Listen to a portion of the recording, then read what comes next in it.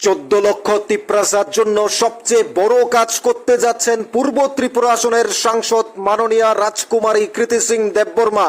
14 লক্ষ জনজাতির জন্য সবচেয়ে বড় কাজ করতে যাচ্ছেন রাজকুমারী কৃতি সিং দেববর্মা, পূর্ব ত্রিপুরা আসনের এমপি প্রার্থী, যাকে নিয়ে আলোচনার চেয়েও সমালোচনা বেশি হয়েছে।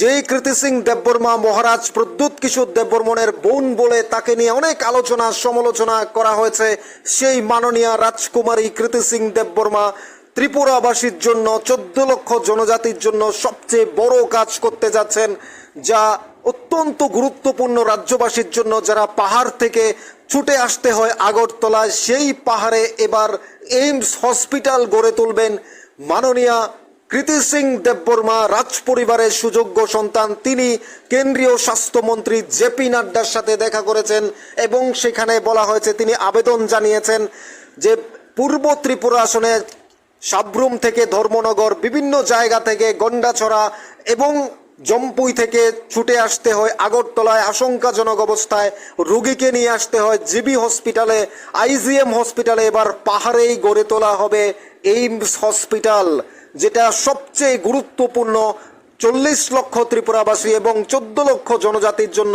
তিপ্রাসার জন্য। পূর্ব ত্রিপুরা আসন থেকে মাননীয়া কৃতি সিং দেববর্মা রাজকুমারী, তিনি নির্বাচিত হয়েছেন লোকসভার এমপি হিসাবে।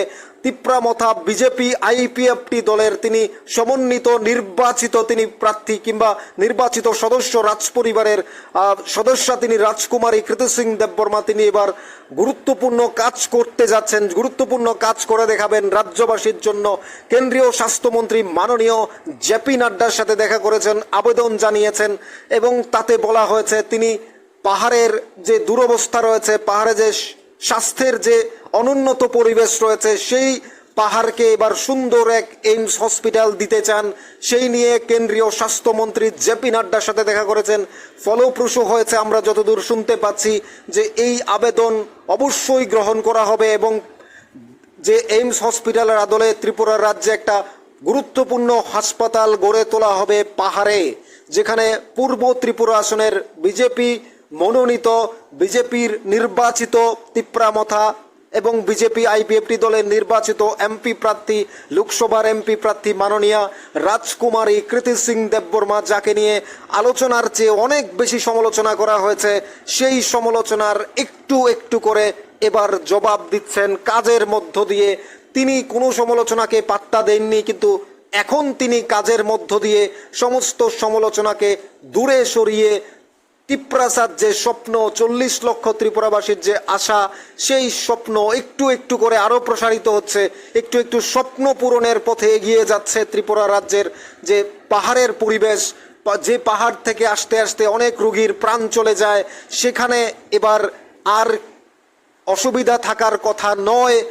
যে এইমস হসপিটাল রয়েছে, সেই হসপিটালের একটি শাখা কিংবা সেই আদলে বা এইমস হসপিটাল গড়ে তোলা হবে পাহাড়ে, যেখান থেকে ধর্মনগর, চোরাইবাড়ি কিংবা গন্ডাছড়ার মতো জায়গা কিংবা জম্পুয়ের মতো দুর্গম জায়গা থেকে, পাহাড় থেকে রোগীকে আশঙ্কাজনক অবস্থায় ত্রিপুরার গুরুত্বপূর্ণ জিবি হসপিটাল আইজিএমে নিয়ে আসতে হয়, আইজিএম হসপিটালে আনতে হয়। এবার সরাসরি এইমসেই সেই সুযোগ পাবে জনজাতিরা। পাহাড় ধীরে ধীরে উন্নয়নের শাখা, উন্নয়নের রাস্তা খুলে যাচ্ছে।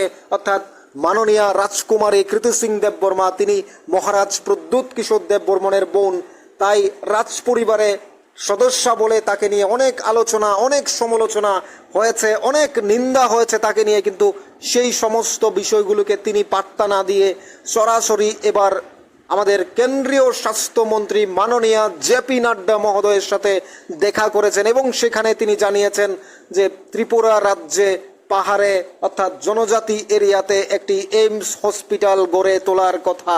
অর্থাৎ যতটুকু শুনতে পাচ্ছি সেই আবেদন গ্রহণ করা হয়েছে এবং কেন্দ্রীয় স্বাস্থ্যমন্ত্রী অত্যন্ত গুরুত্বপূর্ণভাবে বলেছেন যে আশ্বস্ত করেছেন মাননীয়া কৃতি সিং দেববর্মাকে। এইটুকু বোঝা যাচ্ছে যে মাননীয়া কৃতি সিং দেববর্মা তিনি বলেছিলেন আমি কাজ করতে যাই, অর্থাৎ সেই কাজের যে ধারা, কাজের যে সূত্র সবাই বলেছিল, অনেক লোক বলেছিল, অর্থাৎ অন্তত 1% লোক আছে যারা সমালোচনা করবে, সমালোচনাকে নিয়েই চলে। তারা সমালোচনা করেছিল অনেকভাবে, সেই সমালোচনাকে দূরে সরিয়ে সমালোচনার জবাব মুখে না দিয়ে তিনি কাজ করে দেখাতে চাইছেন রাজ্যবাসীর উন্নয়নের জন্য, 14 লক্ষ জনজাতির জন্য, তিপ্রাসার জন্য। তিনি এইমস হসপিটাল গড়ে তোলার বার্তা দিয়েছেন, গড়ে তোলার কথা বলেছেন। যেখানে স্বাস্থ্যের অত্যন্ত গুরুত্বপূর্ণ প্রয়োজন পাহাড়ে, সেটা একেবারে এইমস হসপিটালের কথা সরাসরি বলা হয়েছে। অর্থাৎ আপনারা বুঝতেই পাচ্ছেন, যারা তিপ্রাসা রয়েছেন, জনজাতি রয়েছেন, রাজ্যের 40 লক্ষ তিপ্রাবাসী রয়েছেন, আমরা রাজ্যবাসী রয়েছি, প্রত্যেকের উপকারে আসবে। সেটা শুধু জনজাতিদের জন্য লাভ হবে এমনটা নয়। পাহাড়ে আমরা বাঙালি পাহাড়ি একসাথে রয়েছি, জনজাতি এরিয়াগুলোতেও রয়েছি, প্রচুর বাঙালি তিপ্রাসা আমরা একসাথে থাকি, জনজাতি থাকি, প্রত্যেকের উপকার হবে। অর্থাৎ এক কথায় বলা যায়, এই এইমস হসপিটাল গড়ে তোলা হলে শুধুমাত্র জনজাতিরা উপকৃত হবে এমনটা নয়, সেখানে প্রত্যেক বাঙালিরাও উপকৃত হবে বিভিন্নভাবে। অর্থাৎ সুযোগ পাবে রাজ্যবাসী, এটাই সবচেয়ে বড় খবর। অর্থাৎ আমাদের জন্য সবচেয়ে গুরুত্বপূর্ণ সংবাদ এটাই। এইভাবে ত্রিপুরার উন্নয়ন, অর্থাৎ এইভাবে জনজাতির এরিয়াতে যদি, অর্থাৎ পূর্ব ত্রিপুরায় যদি একটা এইমস হসপিটাল গড়ে ওঠে, তাহলে সেটা রাজ্যের সুনাম, রাজ্য এগিয়ে যাবে। এইভাবে করে স্বাস্থ্য এগিয়ে যাবে, শিক্ষা এগিয়ে যাক, সেটাই তো আমরা চাই।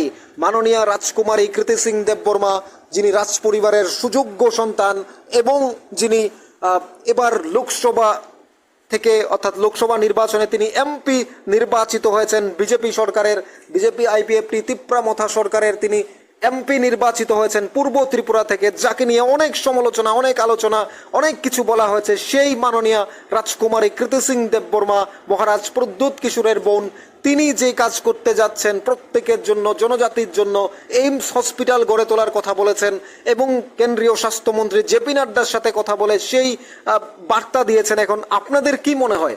যারা সমালোচনা করছে তারা সমালোচনার মধ্যেই থাকবে, কিন্তু যারা 99% মানুষ রয়েছে, যারা উন্নয়নের স্বপ্ন দেখে, যারা এ রাজ্যে এগিয়ে যাক ভাবে, সেখানে জাতি উপজাতি একসাথে মিলেমিশে থাকার কথা বলেন, সেই 90% অর্থাৎ 99% মানুষের চিন্তা ভাবনার কথাগুলো আমরা জানতে চাই।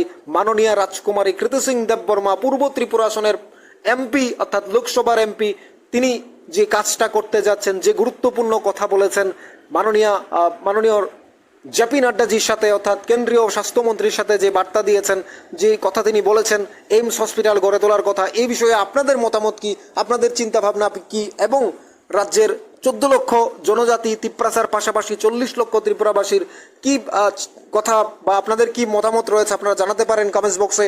এবং মাননীয় রাজকুমারী কৃতি সিং দেববর্মাকে আমরা সবসময় বলে আসছি, মহারাজ প্রদ্যুৎ কিশোর দেববর্মনকে আপনারা যারা আলোচনায় বিদ্ধ করেন সবসময়, তিনি মাঝে মাঝে এমন কিছু গুরুত্বপূর্ণ কাজ করে থাকেন, তারপর যারা সমালোচনা করে তারাই মহারাজ প্রদ্যুৎ কিশোর দেববর্মনের কাছে ছুটে যান। সেটা মাননীয় মহারাজ নিজে বলছেন। এখন মাননীয় রাজকুমারী কৃতি সিং দেববর্মা তিনি যখন এই কাজগুলো করছেন, যারা আগে কৃতি সিং দেববর্মার সমালোচনা করছিলেন তারা আবারও দেখবেন এই কাজে আবার কৃতি সিং দেববর্মার কাছেই যাবেন, তারাই আবার সুনাম করবে। অর্থাৎ এই যে আলোচনা সমালোচনার মধ্য দিয়ে মাননীয় রাজকুমারী কৃতি সিং দেববর্মা তিনি যে কাজটা করছেন, তাকে সমালোচনা করা হলেও তিনি মুখে কোনো জবাব না দিয়ে তিনি কাজ করে দেখাচ্ছেন। সেটাকে আপনারা কিভাবে দেখছেন জানাতে পারেন নিউজ ত্রিপুরা 1 চ্যানেলের কমেন্টস বক্সে। অবশ্যই আরও বেশ কিছু গুরুত্বপূর্ণ খবর রয়েছে, সেটা আমরা আপনাদের কাছে তুলে ধরবো। তার আগে আমাদের নিউজ ত্রিপুরা 1 চ্যানেলটি সাবস্ক্রাইব করুন, লাইক করুন, অবশ্যই শেয়ার করুন, তাহলে আপনি প্রত্যেকটা আপডেট পেয়ে যাবেন। আপনি নোটিফিকেশন অন করার সাথে সাথে আপনি সমস্ত আপডেটগুলো পেয়ে যাবেন আমরা আপলোড করার সাথে সাথে। অর্থাৎ আপনি আপনার মতামত কমেন্টস বক্সে জানাবেন। মাননীয় রাজকুমারী কৃতি সিং দেববর্মা, লোকসভার এমপি, পূর্ব ত্রিপুরা আসনের এমপি, তিনি যে কাজ করে দেখাতে চাইছেন, এক কথায় বলা যায় ত্রিপুরা রাজ্যে এইমস হসপিটাল গড়ে তোলার কথা বলছেন, এই নিয়ে আপনাদের মতামত অবশ্যই কমেন্টস বক্সে আমরা জানতে চাই। আমাদের চ্যানেলটি অবশ্যই সাবস্ক্রাইব করুন আপনি পরবর্তী ভিডিও পাওয়ার জন্য এবং আমাদেরকে উৎসাহিত করার জন্য।